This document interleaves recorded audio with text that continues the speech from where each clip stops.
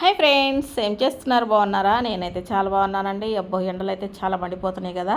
ఈరోజు పెసరపప్పు చారు చేస్తున్నానండి. అవి ఎలా చేయాలంటే, ముందు పెసరలు తీసుకున్నానండి. నేను పచ్చ పెసలు ఒక గ్లాస్ తీసుకొని వేపుకున్నాను. కొంచెం లైట్గా వేపుకోవాలి. తర్వాత నీట్గా వాష్ చేసుకోవాలి. కడిగేసుకొని కుక్కర్ గిన్నెలో పెట్టేసుకొని ఒక కప్పుకి 2 కప్పులు వాటర్ వేసుకోవాలి. వేసుకొని అందులో కొంచెం కరివేపాకు, తర్వాత 2 రెమ్మలు కరివేపాకు వేసుకున్నాను.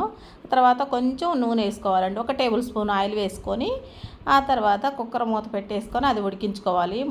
4 విజిల్స్ వస్తే ఉడికిపోతుందండి. అంటే వేపాం కదా, అందుకోసము. అందులోకి టమాటాలు 3 తీసుకున్నాను, పచ్చిమిర్చి 4, 5 తీసుకున్నాను, ఉల్లిపాయ 1, వెల్లుల్లి రెమ్మలు తీసుకోవాలండి.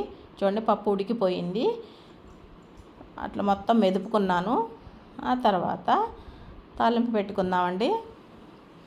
తాలింపు పెట్టుకొని తాలింపు గింజలన్నీ వేసేసుకుందాము.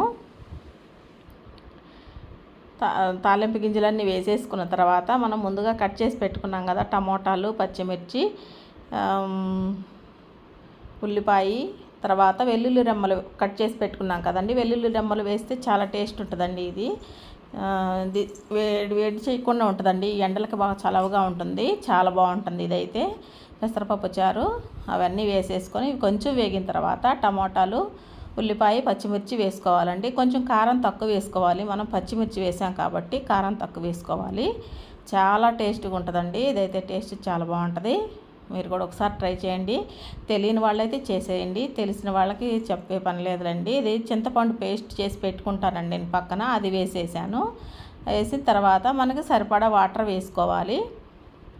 సరిపడా వాటర్ వేసుకున్న తర్వాత ఇది కొంచెం మగ్గిన తర్వాత కొంచెం పసుపు, ఇది కొంచెం వేడిన తర్వాత కొంచెం పసుపు, కొంచెం కారం వేసానండి. నేను 2 టేబుల్ స్పూన్ చిన్న స్పూన్ తోటి కొంచెం కారం వేసాను. సరిపోదేమో నన్ను పచ్చిమిర్చి వేసాను, అయినా కూడా కొంచెం కారం వేసాను.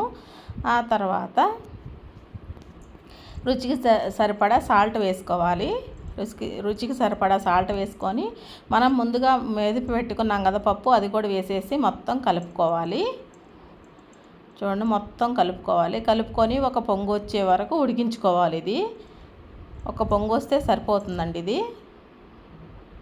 చూడండి, మొత్తం కలుపుకొని అలా వదిలేసి ఒక పొంగు వచ్చిన తర్వాత ఆపేసుకొని కొత్తిమీర వేసేసి దించేసుకుంటే చాలా టేస్ట్గా ఉంటుందండి. చూడండి, ఉడికిపోయింది.